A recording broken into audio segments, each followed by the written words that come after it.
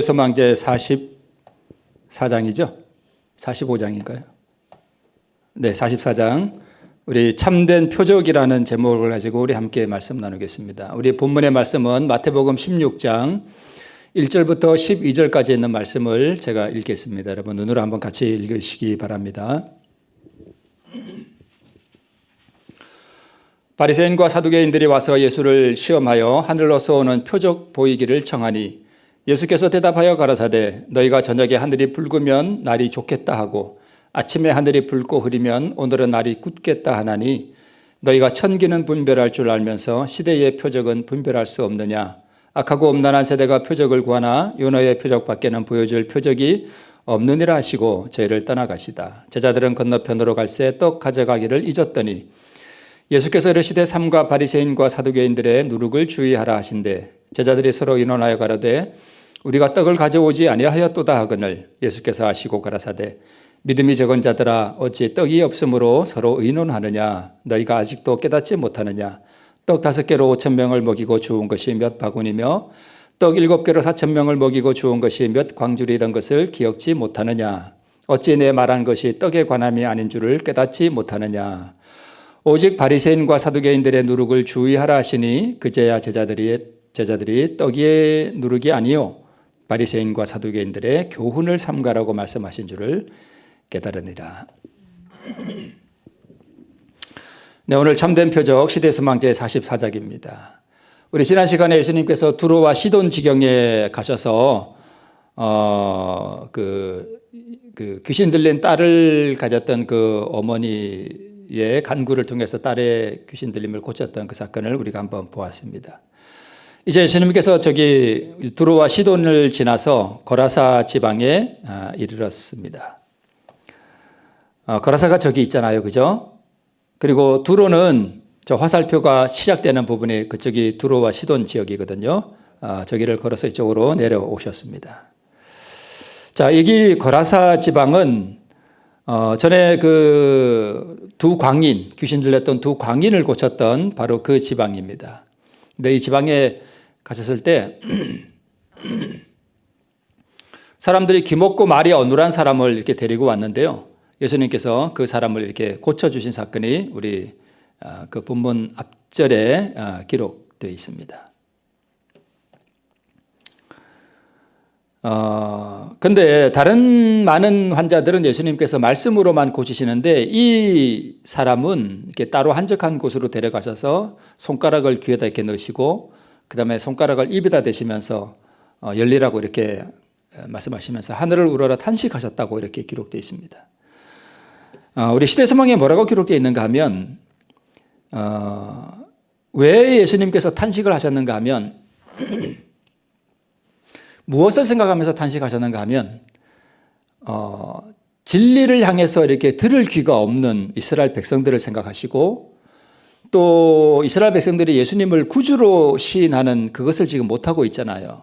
그래서 어눌한 말이 예수님을 구주로 시인하지 못하는 그들의 민족을 생각하시고 또 그의 귀가 닫힌 것을 이스라엘 민족들이 진리를 들을 귀가 없는 것을 생각하시면서 탄식하시는 거예요. 하늘을 우러서 깊이 탄식하시면서 그를 고쳐주신 것으로 이렇게 나타나고 있습니다. 그래서 이 귀먹고 말이 어눌한 이 사람을 통해서 우리는 오늘 우리의 모습을 좀 살펴볼 수 있습니다. 이 거라사 지방으로 우리 돌아왔는데요. 이 거라사의 주민들은 돼지떼가 죽음으로 해서 예수님을 쫓아냈잖아요. 그죠? 그래서 고침을 받은 거라사의 광인의 말을 듣고 그 이후에 예수님을 보고 싶다는 갈망이 일어나게 됩니다. 그러고 나서 이제 귀먹고 어눌한 자를 고쳤거든요. 그리고 여기서 바로 또 7병이어의 이적을 행하셔요. 5병이어의 이적은 저기가 갈릴리 바다면 갈릴리 바다 그 위쪽에 거기가 벳세다 지방이에요. 마을이에요. 거기서 5병이어의 이적을 행하셨고요. 이 7병이어의 이적도 있잖아요. 떡 7개와 물고기 2마리로 4,000명을 먹인 그 사건이 바로 저 거라사 지방에서 있었던 일입니다. 5병이어는 벳세다 지방에서 있었는데 이때는 주로 유대인들을 대상으로 행한 이적이에요. 그런데 여기 7병이어의 이적을 일으킨 이쪽 거라사 지방은 유대인들이 아니라 주로 이교도들과 이방인들이 사는 곳이었습니다. 수로보니게 여인의 딸을 고쳐주신 이후에도 이 제자들의 마음속에는 이방인에 대한 편견이 아직도 있었습니다. 그래서 다시 한번 그들에게 교훈을 주시기 위해서 칠병이어의 이적을 행하신 것을 우리가 볼 수 있습니다. 이것은 그냥 지나가는 이야기들이고요. 자, 여기 오른쪽에 있는 갈릴리 바다 오른쪽에 있는 동쪽에 있는 이 지방이 거라사 지방이거든요. 예수님께서 다시 배를 타시고 이번에는 건너편 마가단 지방으로 가셨다 이렇게 돼 있는데 마가단 지방이 정확하게 저기인지는 잘 모릅니다. 대충 저기라고 하는 분도 있고 조금 아래쪽으로 보는 분들도 있는데 저기로 건너가셨습니다. 저기 마가단 지방은 이쪽 오른쪽의 거라사 지방과 달리 유대인들이 사는 곳이에요. 저기에 가셨더니 건너갈 때에 두로와 시돈 지방의 수르보니게 여인의 그 믿음을 통해서 예수님께서 용기를 얻으시고 힘을 얻으시고 또 이쪽 거라사가 있던 그쪽 지방이 데가볼리 지방이거든요.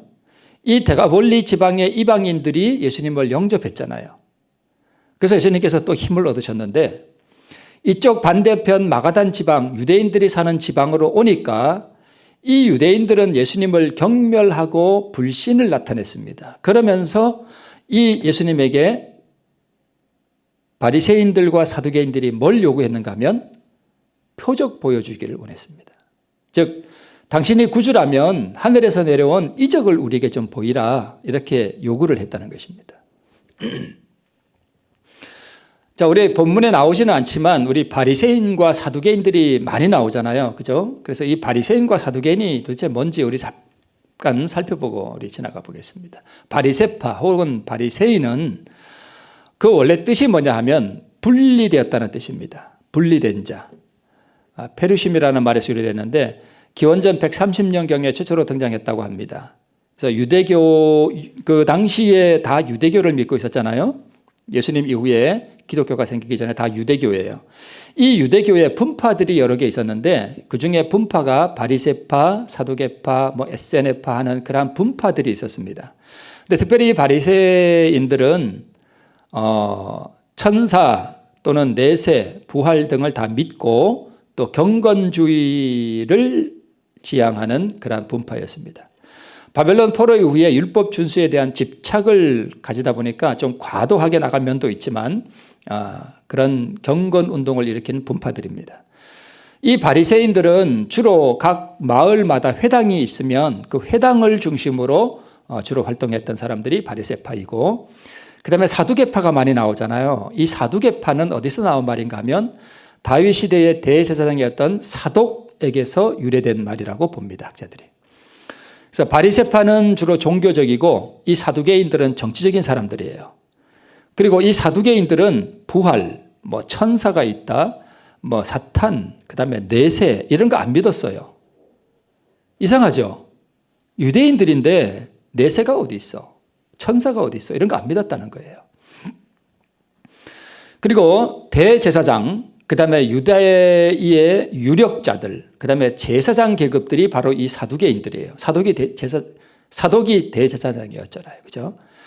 그래서 정치적이고 경제적인 기득권을 가진 사람들이고 친로마파였고 바리새인들이 회당을 중심으로 활동했다면 이 사람들은 예루살렘 성전을 중심으로 활동을 했던 사람들이에요.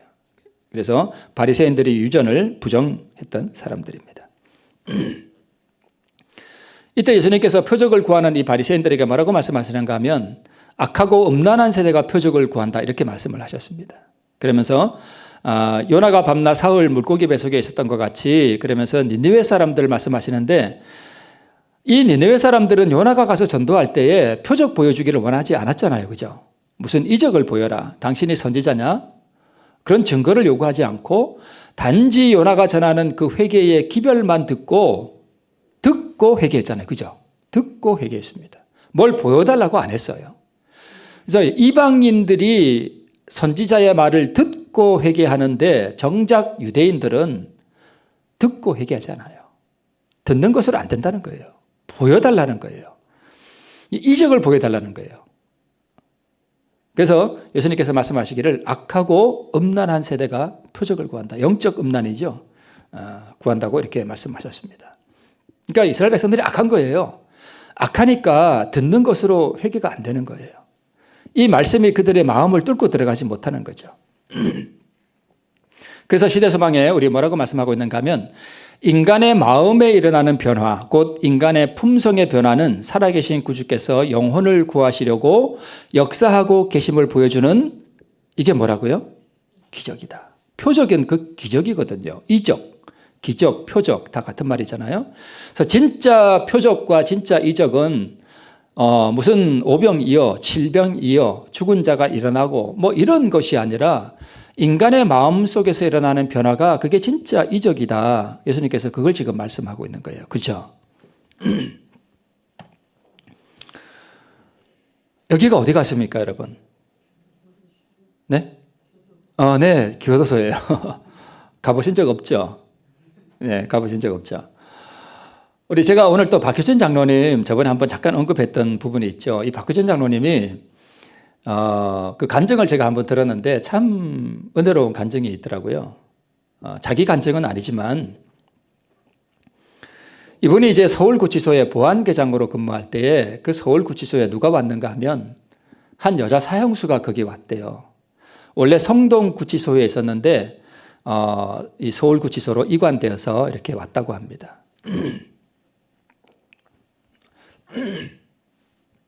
근데 이 여자 사형수가 그 성동구치소에 있을 때에 구원을 받고 성령의 임재를 경험하고 성경을 50번을 통독을 했대요. 그 다음에 1,000여 명의 그 미결수 제소자들에게 행함과 진실함으로 전도를 했다고 합니다.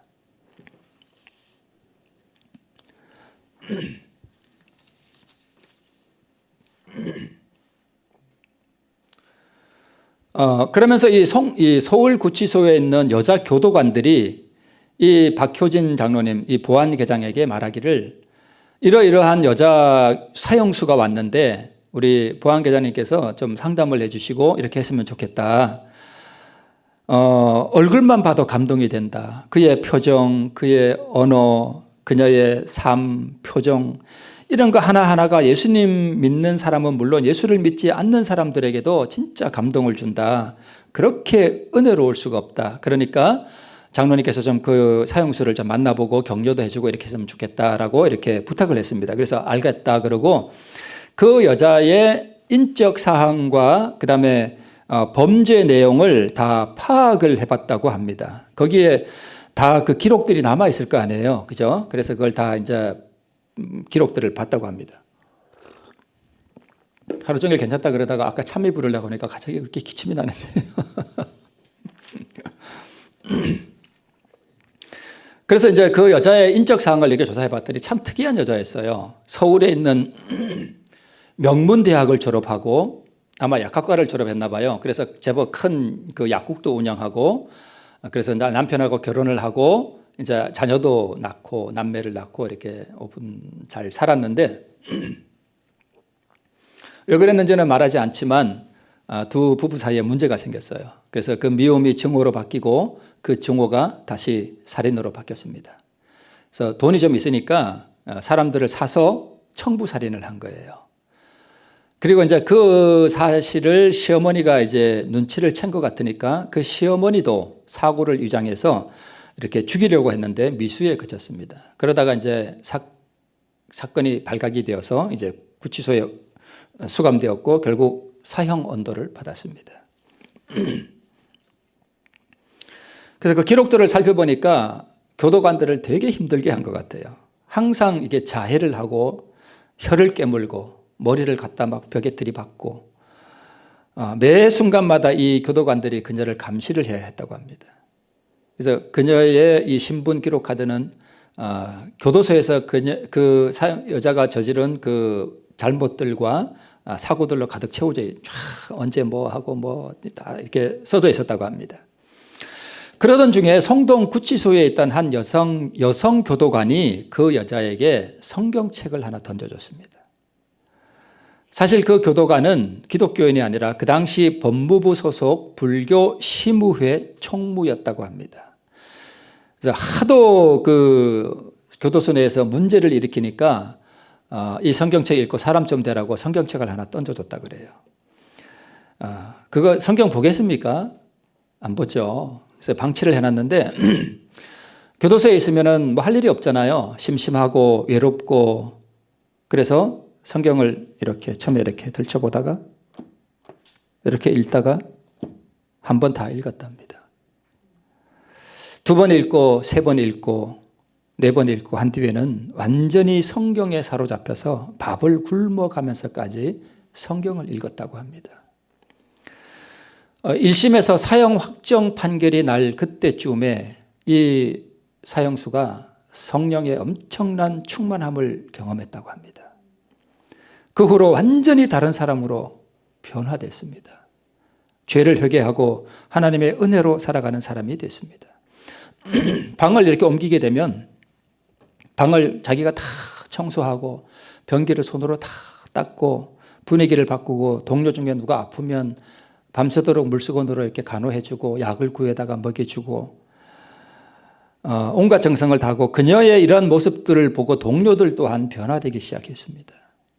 그래서 좀 누가 교도소 와서 좀 여자가 문제가 있다 하는 그러한 재소자들은 다 그 여자가 있는 방으로 이렇게 넣어줬다고 합니다. 같이 변화되도록 하기 위해서.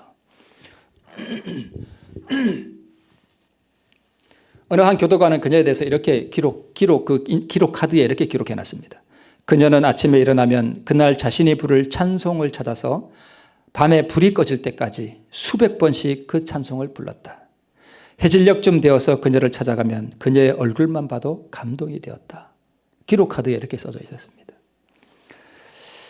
감옥에서 이렇게 하나님을 만나서 생활하던 중에 그녀는 자신의 이름을 강한나로 개명을 했습니다. 자기 스스로 개명한 거죠.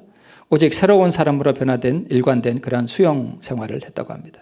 그러다가 이제 서울구치소 이 박효진 장로님이 계신 그 곳으로 이감이 됐습니다.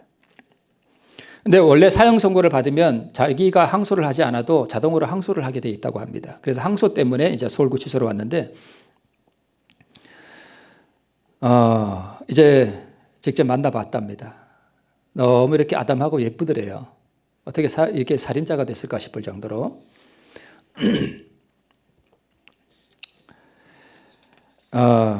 뭐 중간에 좀 생략하고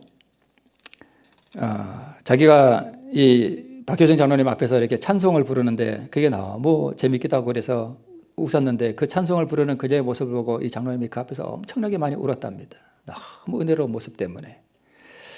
그렇게 1년 6개월 정도 같이 상담도 하고 같이 은혜를 나누고 그렇게 살다가 1년 6개월쯤 후에 갑자기 사형 집행명령이 떨어졌습니다. 법무부 장관에 의해서.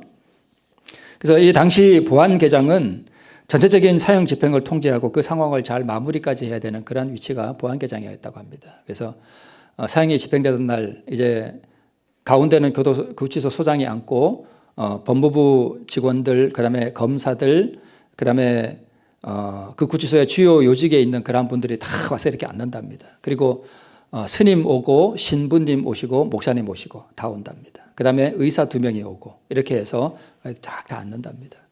이제 거기는 이렇게 높은 곳이고 저 아래쪽에서 철문이 탁탁 하고 열리면 거기서 이제 사형수가 걸어서 올라와서 거기서 신문을 받고 이제 떨어져는 구조로 되어 있는가 봅니다. 네. 이렇게 기도를 했다고 합니다. 하나님, 한나에게 믿음 주셔서 감사합니다. 은혜를 주셔서 감사합니다. 하지만 그래도 여자입니다. 연약한 여자가 어떻게 이런 죽음을 이길까요? 하나님께 간구합니다. 어떻게 하든 죽음의 공포에 떨지 아니하고 담담하게 죽음을 맞이할 수 있게 은혜를 베풀어 주세요. 하고 기도를 하는데 지하실 문이 덜커덕 열리고 이제 그녀 교도관들과 그 사형수가 저벅저벅 걸어오는 발걸음 소리가 들리는데 그 계단 밑을 바라보고 있는데 참 무서운 계단이잖아요. 자기가 죽으러 올라가는 그 계단이 얼마나 무섭겠어요. 뭐 상상이 되시죠? 어떻게 죄수들이 올라오는지. 그냥 뭐 그 상황은 우리가 뭐 상상하고도 남습니다. 근데 아주 담담하게 그걸 올라와서 올라오는데 찬송을 부르면서 올라옵니다. 나 같은 죄인 살리신, 제가 지난주에 한번 불렀던 찬송이 있죠. 나 같은 죄인 살리신. 그렇게 해처럼 밝고 그렇게 아름답게 보이더랍니다.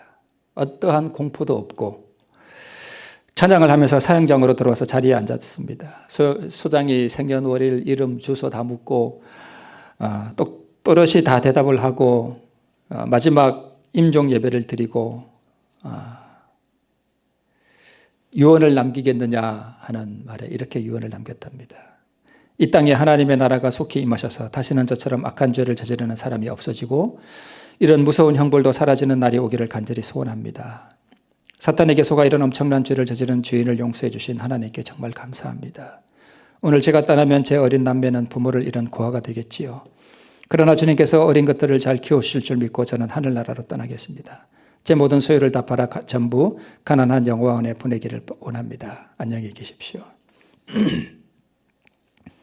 모든 절차가 종료됐고 사형을 집행하는데 이 사형수가 이 장로님께 안수 기도를 부탁했습니다.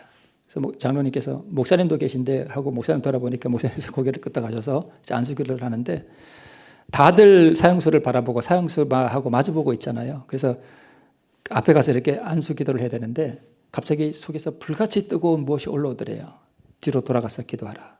뒤로 돌아가서 기도하라. 그래서 같이 이제 뒤로 돌아가서 안수를 하고 장로님과 사형수하고 다 서로 이제 다른 분들하고 마주보게 이렇게 기도를 하는데 완전히 이 장로님이 성령에 사로잡혔나 봐요. 속에서 너무너무 뜨거운 것이 올라와서 자기가 대충 이렇게 기도를 해줘야 되겠다라고 기도한 건 다 잊어버리고 갑자기 성령의 기도가 터져 나왔습니다.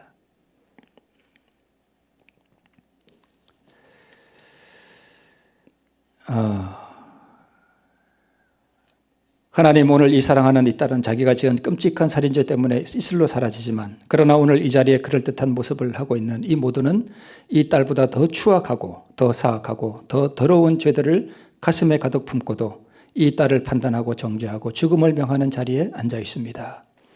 삶과 죽음이 교차하는 이 절박한 상황 속에서 과연 누가 더 죽을 자이며 누가 더 살인자인지 심각하게 자신을 더 돌아보게 해 주시옵소서. 기도가 끝나고 눈물을 닦고 정신을 차려보니까 앞에 있는 사람들은 대부분 박 장로의 상관이었는데 예배소 소장이 수건을 꺼내가지고 엎드려서 통곡을 하고 있고 검사들도 다 울고 있고 스님도 다 울고 목사님도 다 울고 의사도 다 울고 있더랍니다. 제가 요즘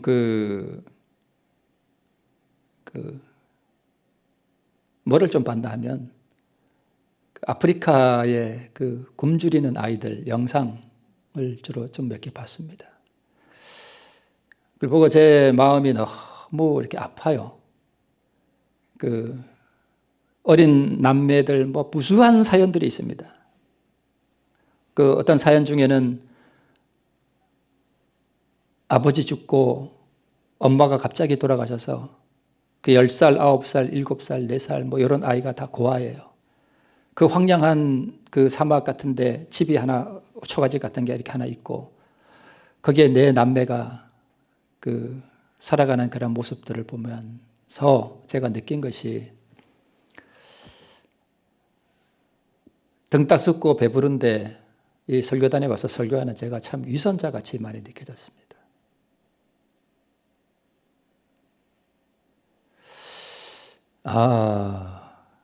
우리는 너무 등 따숩고 배불러서 은혜를 은혜로 깨닫지 못하고 우리는 무엇을 추구하고 살아가는가 하는 그런 물음이 제 마음 가운데 참 많이 왔습니다.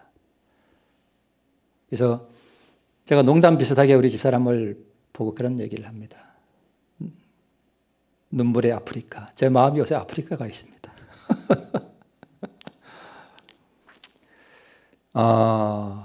어린 남매들을 놔두고 다 부모님이 죽어서 고아가 된 이 상황을 보고 그래서 제가 성경을 일부러 찾아봤어요. 너희는 고아와 과부를 하지 말며 압제하지 말며 하나님께서 이스라엘 백성들에게 이렇게 말씀하셨잖아요. 너희는 고아와 과부를 압제하지 말며 그 고아들을 향한 하나님의 심령이 어떠할까? 며칠씩 굶다가 이 10살도 안 된, 10살, 11살 된 이 아이가 그 남의 집에 가서 일을 해가지고, 뼈 빠지게 일을 해가지고, 옥수수 가루 이만큼 얻어와가지고, 그걸로 풀 같은 죽을 쏘가지고, 그 자기 동생들을 먹이는데 자기는 못 먹고, 물론 약간 연출된 면도 있다는 거 제가 알아요. 근데 못 먹고 하는 그런 그 모습들 속에서 오늘 그 아이들을 바라보는 그 하나님의 그 심령과 어쩌면 오늘 배부르고 등 따순 가운데서 은혜를 모르고 감사를 모르고 살아가는 우리를 바라보는 하나님의 심령이 오늘 어떠하실까라고 하는 그러한 것들을 생각해 보니까 좀 죄송한 말씀이지만 제 자신이 참 위선자 같았습니다. 여러분,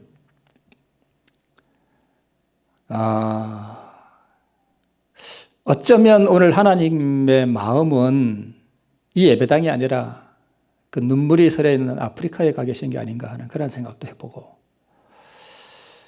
오늘 이기심으로 뭉쳐져 살아가는 나의 모습을 되돌아보게 하고, 우리는 과연 하나님께서 주시는 그 진짜 표적, 우리의 심령이 온전히 변화되고 우리의 이기심과 자아가 주님 앞에서 무너지고 정말 우리가 변화된 그리스도인으로서 내 이웃의 아픔과 고통을 돌아보는 그런 그리스도의 마음, 그리스도의 뜨거운 심장을 오늘 우리가 가지고 있는가 하는 그러한 부분들을 우리가 다시 한번 생각해 보게 됐습니다.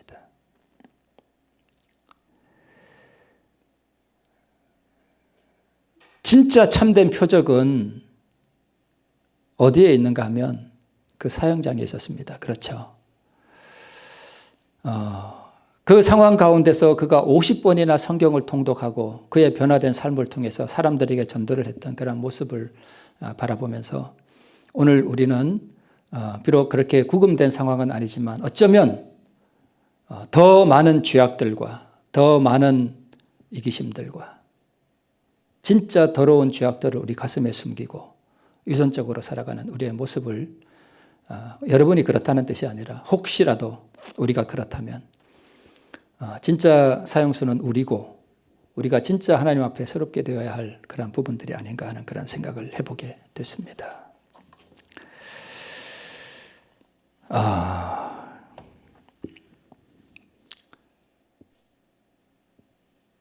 제가 잠깐 한번 언급했던 것 같은데 제가 목회 초기에 어떤 교회에 갔을 때 어떤 손님으로 왔던 분을 제가 성남 모란시장으로 모셔드리는데 그분이 이런 얘기를 해요. 왜 오늘날 교회에 이적이 없느냐? 왜 하나님의 현현한 그 능력의 나타남이 없느냐? 그런 부분을 말씀하시는데 제가 그때는 너무 목회자의 사역자로서 너무 어려서 그때 대답을 못했는데 여러분, 하나님께서 지금 우리에게 그런 능력 안 주셔요. 여기 나오죠? 그분께서는 우리 자신을 옹호하거나 불신과 교만의 요구를 채워주도록 우리에게 능력을 주지 않으신다. 교만한 사람들이 이적을 요구한다는 거예요. 진짜 겸손한 사람들은 말씀을 듣고 회개하고 회개의 증거를 나타낸다는 것입니다. 그래서 우리 자신이 교만해지지 않도록 하기 위해서도 우리에게도 능력 주시지 않고요. 듣는 이들을 위해서도 능력 주시지 않습니다. 그러나 복음에 하나님께서 주신 표적이 없는 것은 아니다. 우리가 사단의 속박을 끊을 수 있는 것은 기적 아닌가. 자기 영광을 구하고 자기 이권을 차리기 위해서 교회를 이용하는 사람들이 없는 것은 아닙니다.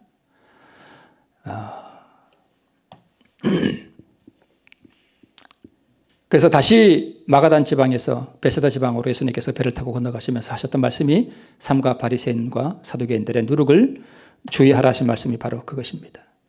바리새인들의 누룩, 위선자, 배부르고 등 따슨 가운데에 살아가면서 남의 고통을 돌아볼 줄 모르는 그 위선자의 삶, 성전에 너그럽게 바치는 참에서 고르반하는 그 위선, 자신을 영화롭게 하는 것이 그들의 생애의 목적이었다라고 기록하고 있습니다. 우리 중에 누가 가장 크냐 하는 제자들의 다툼, 자아 만족에 대한 생각들, 사람에게 인정받기를 갈망하는 제 속에도 그런 것이 있음을 제가 가끔 느낍니다. 자아에 대한 사랑, 이런 것들이 다 누룩이거든요. 오늘 이런 것들이 우리 속에 없습니까? 제자들까지도 겉으로 보기에는 예수를 위하여 모든 것을 버린 것처럼 보였으나 마음속으로는 자신을 위하여 큰 것들을 추구하기를 그치지 않았다. 제자들도요. 누가 더 큰지에 대하여 분쟁을 일으킨 것은 바로 이 정신이었다. 그들과 그리스도의 사이를 막고 예수의 자아 희생의 사명에 몰인정하게 하고 구속의 오멸을 그토록 더디 이해하게 만든 것은 바로 이 정신이었습니다. 누룩, 위선. 그래서 참된 표적은 바로 우리 마음 가운데 있는 이 정신을 제거하고 사형장 앞에서도 흔들리지 않는 믿음을 가지고 죽음에 임할 수 있는 그것이 바로 참된 표적이 아닌가 싶습니다. 우리가 받아들인 믿음이 이기심과 의식을 멸할 때에, 그리고 우리로 하여금 하나님의 영광을 구하게 하고 자신의 영광을 구하지 않게 할 때에, 그것이 우리는 바른 순서임을 알 수 있다. 언제 이적의 능력을 하나님께서 베푸시는가 하면 우리가 완전히 회개하고 정말 하나님 앞에 우리가 조사심판을 통해서 우리의 죄가 도말되고 성령의 늦은 비 성령이 내릴 때, 그때 우리에게 능력이 임합니다. 그때 그 늦은 비 성령을 받은 사람들이 나가서 이적을 일으켜요. 죽은 이 병든 사람들을 일으키고 권능을 행사할 것입니다. 그때 수많은 사람들이 하나님께로 돌아오는 능력의 역사가 일어날 것입니다. 오늘 말씀을 통해서 우리 예수님께서 우리에게 참된 표적을 요구하는 그 심령의 변화가 날마다 새롭게 되기를 바라면서 말씀을 마칩니다.